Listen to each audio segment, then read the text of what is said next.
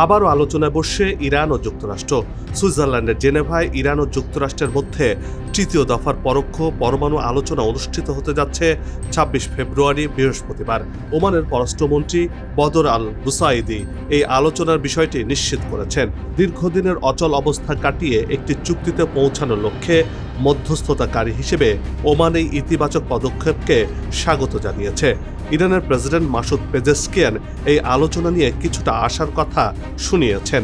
এক বার্তায় তিনি জানিয়েছেন, আগের আলোচনাগুলো থেকে কিছুটা উৎসাহব্যঞ্জক সংকেত পাওয়া গেছে এবং উভয় পক্ষ ব্যবহারিক কিছু প্রস্তাব বিনিময় করেছে।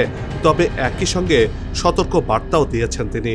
বলছেন, তেহরান শান্তি ও স্থিতিশীলতার পক্ষে হলেও যে কোনো পরিস্থিতি মোকাবেলা করার জন্য প্রয়োজনীয় প্রস্তুতি নিয়ে রেখেছে।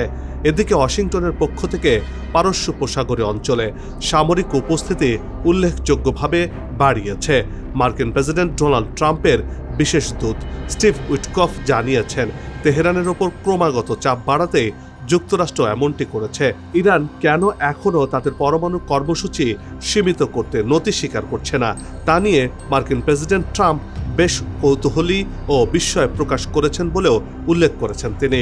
খানিকটা অবাকই হয়েছেন উল্লেখ করে মিস্টার স্টিভ প্রশ্ন তুলেছেন, কিসের শক্তির বলে ইরান এমনটি করছে? মার্কিন এই অবস্থানের কড়া প্রতিক্রিয়া জানিয়েছেন ইরানের পররাষ্ট্রমন্ত্রী আব্বাস আরাকচি।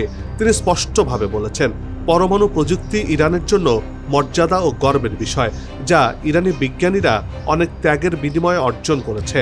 অন্যদিকে ইসরায়েল ক্রমাগতভাবে ইরানের ব্যালিস্টিক মিসাইল সিস্টেম ধ্বংস করার জন্য ওয়াশিংটনকে চাপ দিচ্ছে।